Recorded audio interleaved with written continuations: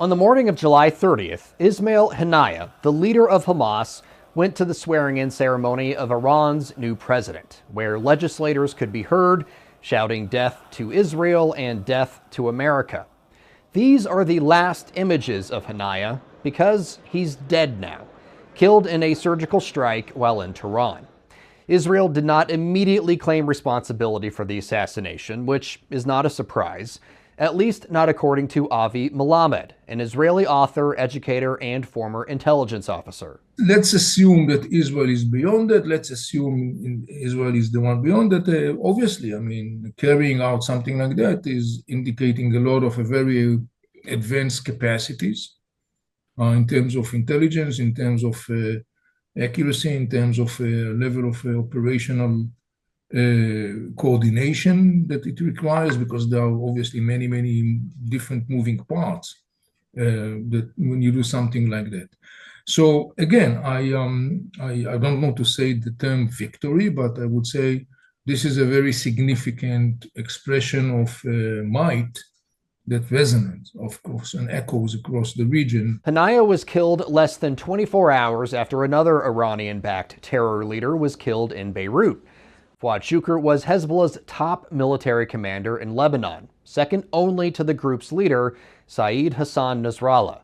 The U.S. government put a $5 million bounty on Shukr for his role in the 1983 bombing of a U.S. Marine Corps barracks that killed 220 Marines, 18 sailors, and 3 Army soldiers. Obviously, when you take someone like the level of Fuad Shukr, for example, Hezbollah, you definitely hit what we call a focal center of knowledge, meaning a person that in the context of the organization is a very significant component because the knowledge, the experience, the capacities, the skills, and so on and so on. So in that regard, of course, it's very significant.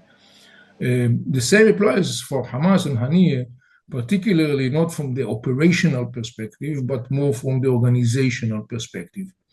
We have to remember that Hamas, other than its militant capacities and operation, is a political movement, an ideological movement, and also a multi-billion dollars organization that runs business across the world. Haniyeh was a very significant component in that regard, in his position as the head of the political bureau of Hamas. And so, yes, to a certain extent, when you hit such people, definitely there is some immediate ripple effect inside the organization. Melamed says the timing of the 2 strikes is also significant and sends a clear message to Iran that Israel is ready to set the pace now.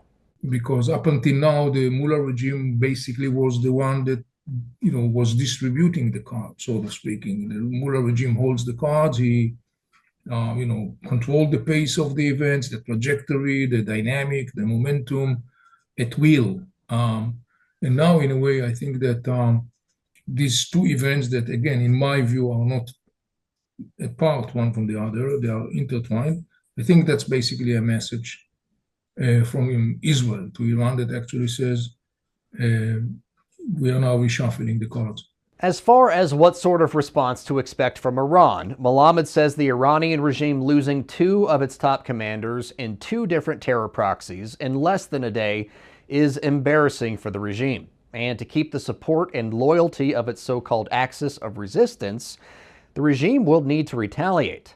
But Melamed says Tehran knows it cannot win a head-on fight against Israel and the West. The bottom line is that currently the Iranian regime is facing this double dilemma: how exactly to retaliate on both events in a way that, in the end of the day, will not cause a dynamic that leads to a significant escalation to the point it will turn into a all-out war. But we definitely should expect a retaliation.